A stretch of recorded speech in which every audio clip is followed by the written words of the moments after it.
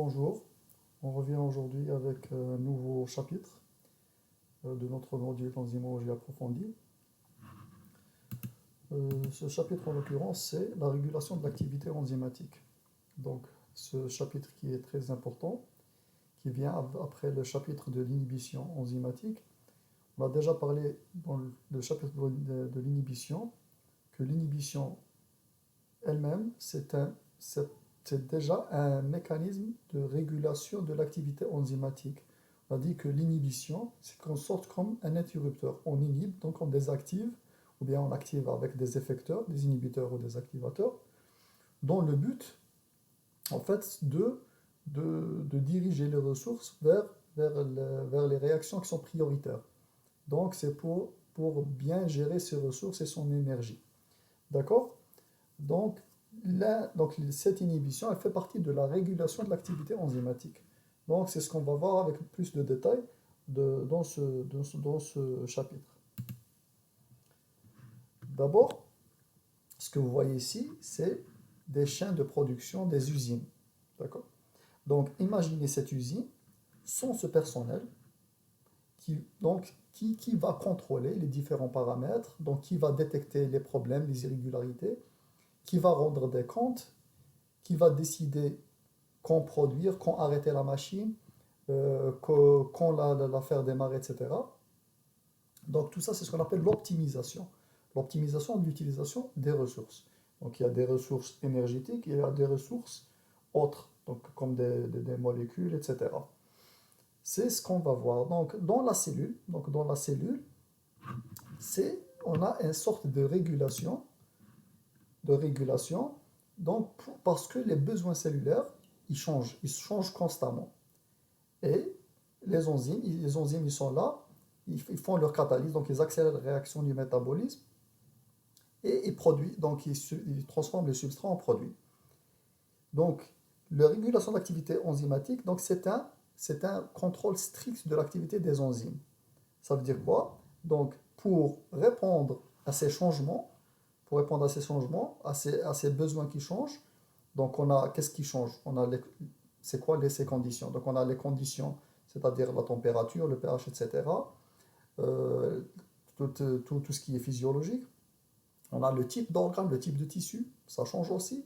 On a la période pendant la journée, la période si c'est un être humain, l'âge, la condition physique, etc. Donc tout ça, c'est des changements qui sont très courants. Donc ce contrôle, il va faire en sorte que toutes nos ressources sont utilisées à l'optimum. Donc, réguler l'activité des enzymes, c'est prévenir le désordre, prévenir le chaos. Pourquoi prévenir le chaos? Car si toutes ces réactions se produisent toutes en même temps, et partout, c'est-à-dire dans tous les organes et en même temps, donc il n'y aura jamais assez de ressources, assez d'énergie pour que ça se produise. En plus de ça, on aura des excès de produits, d'une part, et on aura des manques de substrat d'un autre. Donc il y aura un chaos et un désordre. Donc la régulation, c'est comme des interrupteurs dans les cellules. Ces interrupteurs, ils vont faire en sorte d'arrêter les réactions qui ne sont pas prioritaires, qui ne sont pas nécessaires, et par contre de démarrer les autres qui sont plus prioritaires. Donc la régulation de l'activité des enzymes, c'est quoi? C'est l'ensemble des processus permettant à l'énergie et les ressources de la cellule d'être compatibles avec les besoins changeants. Donc ainsi, si le produit est en excès, la régulation peut alors détourner les ressources vers d'autres réactions. Et dans le cas contraire, si le produit est en manque, la régulation peut activer des voies pour la production de plus de quantité de cette molécule. Très bien. Donc, comme on est en train de parler de régulation de l'activité enzymatique, on va parler d'enzymes régulatrices. C'est quoi l'enzyme régulatrice?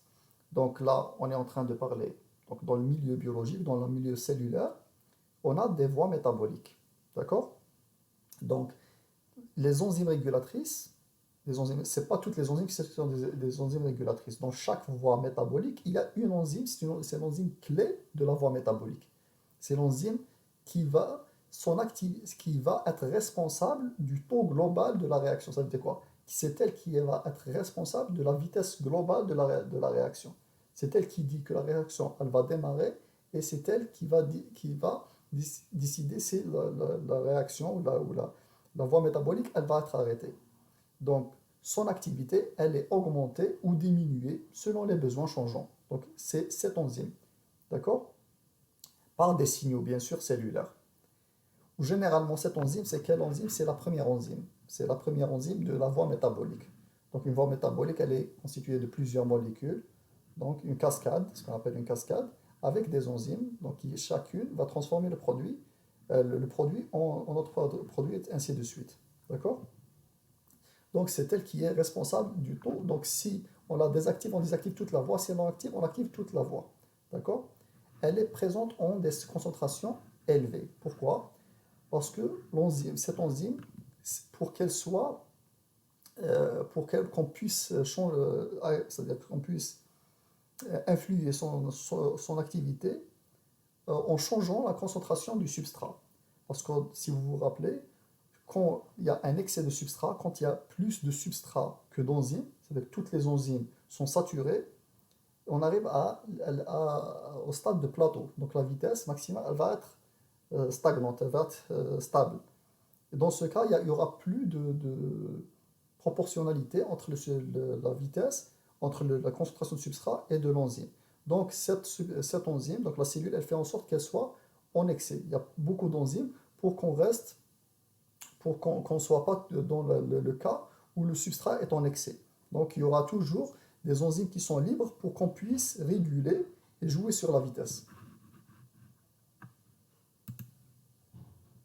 Donc pour les processus de régulation enzymatique, on en a plusieurs dans la cellule, plusieurs types de régulation des enzymes.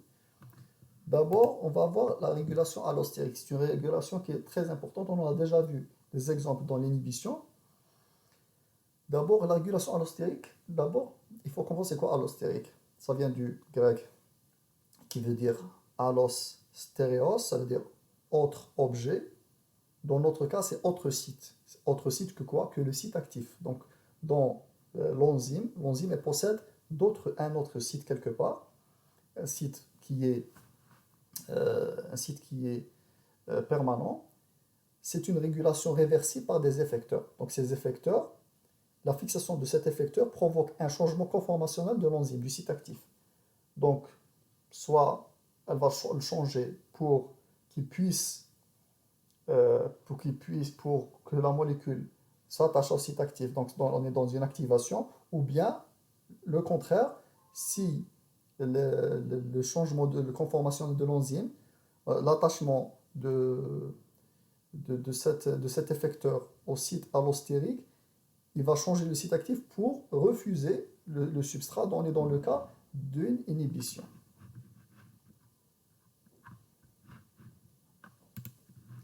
Donc on a les deux cas. Donc ça, c'est une inhibition allostérique. Là, le site allostérique, donc site allostérique, autre site que le site actif. Ça, c'est le site actif, ça, c'est le site allostérique. La fixation de l'inhibiteur, elle va changer la conformation du site actif pour ne plus être complémentaire avec son substrat. C'est une inhibition.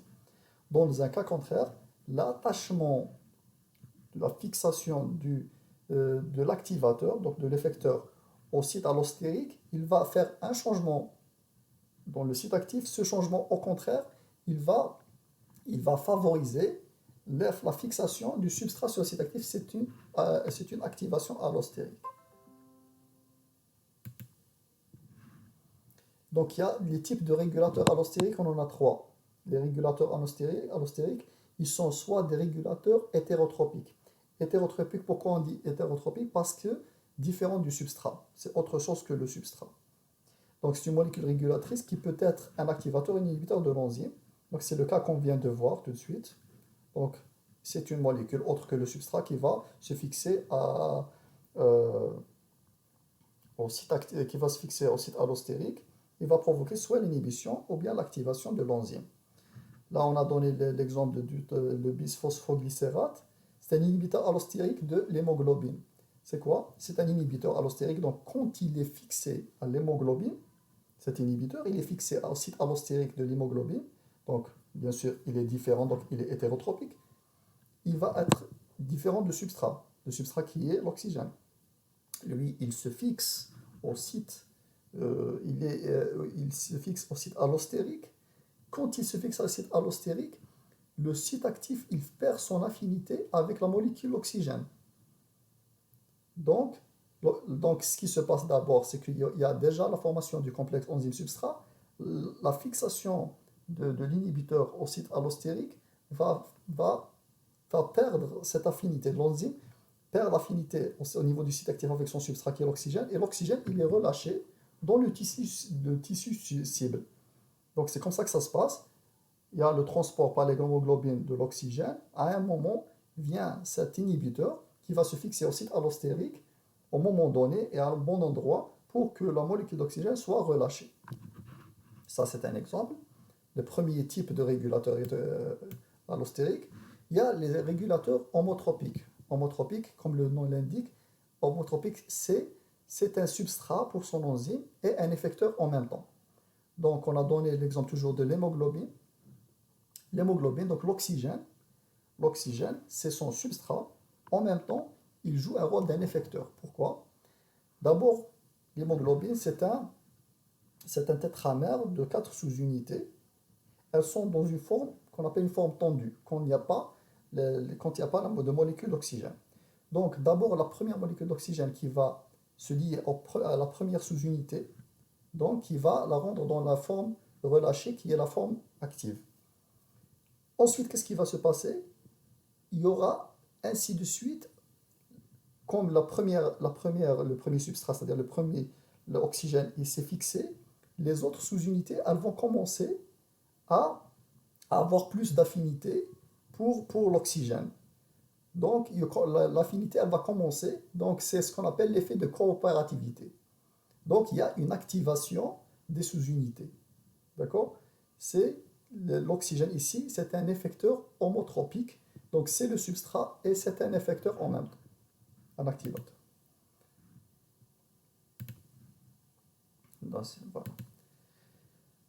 Pour les processus de régulation allostérique, on a, donc là, ce qu'on a vu, c'est les types de régulateurs. Là, ce qu'on va voir, c'est les processus de régulation allostérique. On a 3 processus. Donc, on a la rétroinhibition, la rétroactivation et la coopérativité. Coopérativité, c'est ce qu'on vient de voir.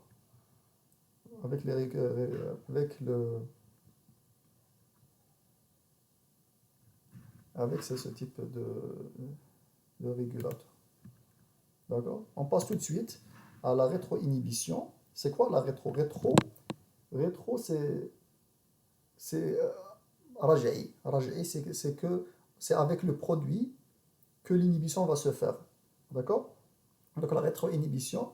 Donc l'enzyme régulatrice de la voie métabolique, elle est inhibée par le produit final de la voie. C'est pour ça qu'elle appelle rétroinhibition.